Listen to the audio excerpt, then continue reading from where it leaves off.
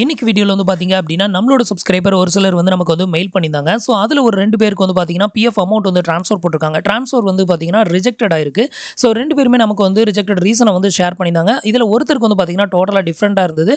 இன்னொருத்தருக்கு வந்து பாத்தீங்கன்னா காமன் ரீசன் தான். ஸோ நிறைய பேருக்கு வந்து இந்த டீட்டெயில் தெரியாம பிஎஃப் அமௌண்ட் வந்து ட்ரான்ஸ்ஃபர் போடுறாங்க. ஸோ அதனால கூட ரிஜெக்டட் ஆகும். ஸோ அதை பற்றின ஃபுல் டீட்டெயில் தான் இந்த வீடியோவில் பார்க்க போகிறோம். நீங்களும் பிஎஃப் அமௌண்ட் வந்து ட்ரான்ஸ்ஃபர் பண்ண போறீங்க அப்படின்னா கண்டிப்பாக இந்த வீடியோவை பாருங்க. ஃபியூச்சரில் கண்டிப்பாக உங்களுக்கு யூஸ் ஆகும். இல்லை நீங்கள் இப்போவே ட்ரான்ஸ்ஃபர் பண்ண போறீங்க அப்படின்னாலும் உங்களுக்கு அது இந்த டீடைல் வந்து கண்டிப்பாக யூஸ்ஃபுல்லாக இருக்கும். ஸோ இப்போ அதை பற்றின டீட்டெயில் வந்து பார்த்துடலாம். அதுக்கு முன்னாடி நீங்கள் இது வரைக்கும் நம்மளோட சேனலுக்கு சப்ஸ்கிரைப் பண்ணலை அப்படின்னா மறக்காமல் சப்ஸ்கிரைப் பண்ணிக்கோங்க. நம்மளோட வீடியோஸ் உங்களுக்கு யூஸ்ஃபுல்லாக இருந்தது அப்படின்னா மறக்காமல் உங்களோட ஃப்ரெண்ட்ஸுக்கும் ரிலேட்டிவ்க்கும் ஷேர் பண்ணுங்கள். ஸோ இப்போ வந்து பார்த்தீங்கன்னா ஒருத்தரோட ரீசனை வந்து ஓப்பன் பண்ணியிருக்கேன். இதில் வந்து பார்த்தீங்க அப்படின்னா அவர் வந்து நமக்கு ஒரு ஸ்க்ரீன்ஷாட்டை ஷேர் பண்ணி இதில் ஒரு பர்டிகுலராக ஒரு ரிஜெக்டட் ரீசனை வந்து மென்ஷன் பண்ணி அனுப்பியிருக்காரு. இந்த ரீசன் தான் எனக்கு ரிப்பீட்டடாக வருது, இது எதனால அப்படின்னு சொல்லி கேட்டு நமக்கு வந்து மெயில் பண்ணியிருக்காரு. ஸோ ஃபர்ஸ்ட் வந்து பார்த்தீங்க அப்படின்னா அவரோட கிளைம் ரிஜெக்டட் ரீசனை வந்து பாருங்க. Claim already settle, claim already settle எல்லாத்துலேயுமே வந்து பார்த்தீங்கன்னா மேக்ஸிமம் கிளைம் ஆல்ரெடி செட்டில் அப்படின்னு தான் வந்து இருக்குது.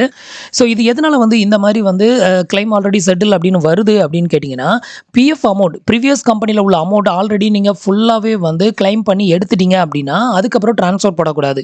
ஆல்ரெடி கிளைம் பண்ண அக்கௌண்ட்ல இருந்து நீங்கள் பிஎஃப் அமௌண்ட்டை மறுபடியும் ட்ரான்ஸ்ஃபர் போட ட்ரை பண்ணீங்க அப்படின்னா தான் உங்களுக்கு இந்த மாதிரி ரீசன் வந்து போடுவாங்க.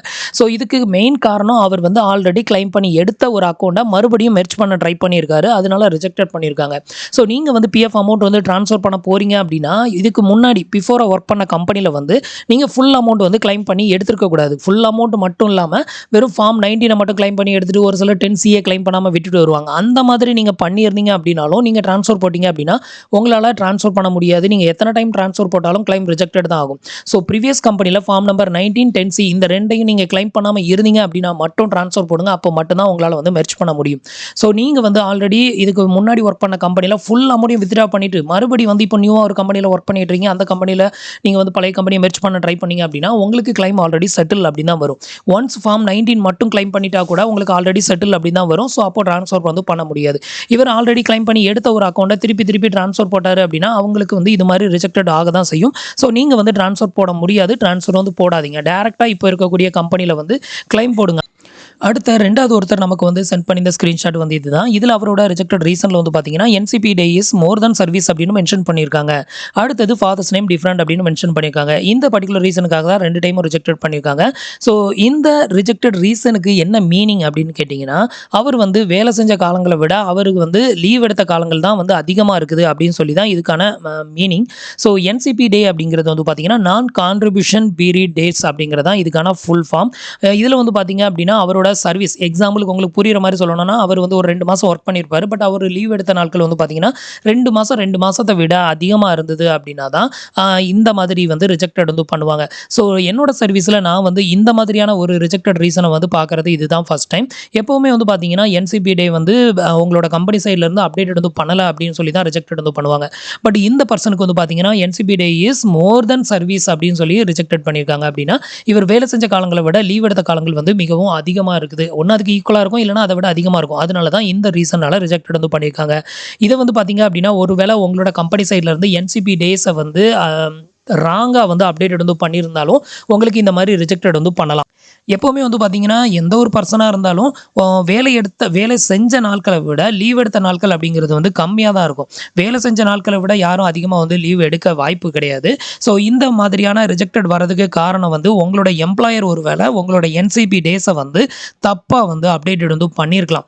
இதை ஃபஸ்ட்டு நீங்கள் செக் பண்ணுங்கள். இதுக்கு என்ன பண்ணணும் அப்படின்னு கேட்டிங்கன்னா உங்களோட PF பாஸ்புக்கில் போயிட்டு சர்வீஸ் ஹிஸ்ட்ரியை வந்து செக் பண்ணுங்கள். இவர் வந்து நமக்கு சர்வீஸ் ஹிஸ்ட்ரியை வந்து சென்ட் பண்ணலை.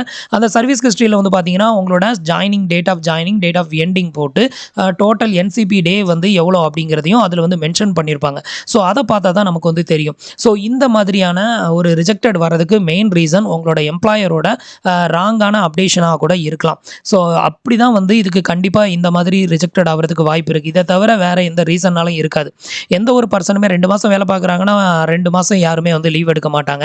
ஆனால் இவங்களுக்கு வந்து அந்த மாதிரி தான் வந்து அப்டேட் வந்து பண்ணியிருக்காங்க. ஸோ நீங்கள் வந்து உங்களோட டீட்டெயிலை வந்து செக் பண்ணுங்கள். அப்போ வந்துட்டு உங்களுக்கு NCP டேஸ் வந்து உங்களோட எம்ப்ளாயர் வந்து ராங்காக நீங்கள் வந்து ஒரு வருஷம் ஒர்க் பண்ணிக்கிங்க ஆனால் 2 வருஷம் லீவ் எடுத்த மாதிரி உங்களுக்கு வந்து தப்பாக அப்டேட் வந்து பண்ணியிருக்காங்க அப்படின்னா இதை வந்து கிளியர் பண்ணுறதுக்கு உங்களோட கம்பெனியில் போய் கேளுங்க. இந்த மாதிரி நான் வந்து இத்தனை மாதம் தான் ஒர்க் பண்ணேன், இதில் இவ்வளோ நாள் தான் லீவ் எடுத்திருக்கேன், ஆனால் நீங்கள் தப்பாக வந்துட்டு இந்த மாதிரி என்சிபி டேஸை வந்து அப்டேட் வந்து பண்ணியிருக்கீங்க, இதனால் என்னால் ட்ரான்ஸ்ஃபர் பண்ண முடியல அப்படின்னு சொல்லிட்டு ஸோ உங்களோட கம்பெனியில் போயிட்டு நீங்கள் கேளுங்க. அப்போ வந்துட்டு அவங்க இந்த என்சிபி டேயை மறுபடியும் வந்து அப்டேட் வந்து பண்ணிட்டாங்க அப்படின்னா அதுக்கப்புறம் நீங்கள் ட்ரான்ஸ்ஃபர் பண்ணும்போது கண்டிப்பாக உங்களுக்கு வந்து ட்ரான்ஸ்ஃபர் ஆகிறதுக்கு நிறையவே வாய்ப்பு இருக்குது. ஸோ இப்படி தான் வந்து இதை வந்து ரிசால்வ் வந்து பண்ணணும்.